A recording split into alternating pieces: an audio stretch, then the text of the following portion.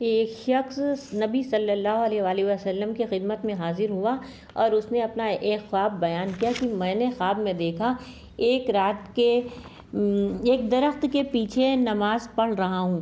میں جب سجدے میں گیا تو درخت بھی سجدے میں گیا اور میں نے سنا کہ وہ اپنے سجدے میں یہ پڑھ رہا ہے، اے اللہ، اس سجدے کی وجہ سے میرے لیے اس ذخیرے آخرت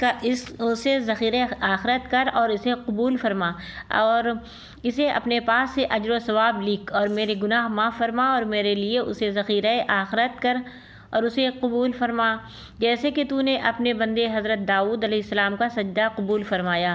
حضرت ابن عباس کا بیان ہے کہ پھر میں نے دیکھا کہ ایک دن رسول اللہ صلی اللہ علیہ وآلہ وسلم نے سجدے کی آیت پڑھی، سجدہ کیا اور یہی دعا آپ نے اپنے مسجد میں آپ نے سجدے میں پڑھی۔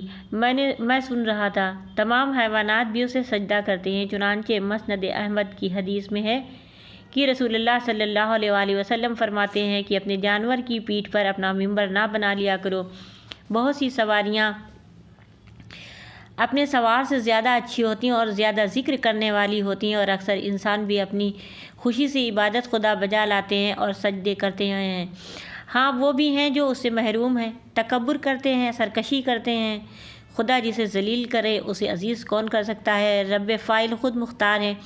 ابن ابی حاتم میں ہے کہ حضرت علی سے کسی نے کہا، ایک شخص جو خدا کے ارادوں اور اس کی مشیت کو نہیں مانتا۔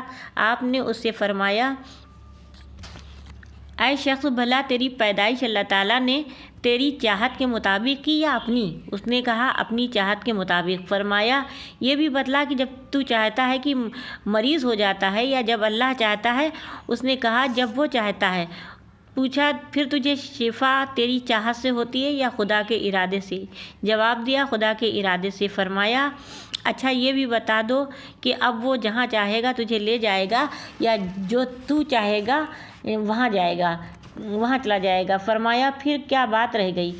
سن، اگر اس کے خلاف جواب دیتا تو واللہ تیرا سر اڑا دیتا۔ مسلم شریف میں ہے، حضور صلی اللہ علیہ وسلم فرماتے ہیں، جب انسان سجدے کی آیت پڑھ کر سجدہ کرتا ہے تو شیطان الگ ہٹ کر رونے لگتا ہے کہ افسوس، ابن آدم کو سجدے کا حکم فرمایا، اس نے سجدہ کر لیا، جنتی ہو گیا، میں نے انکار کر دیا، جہنمی ہو گیا۔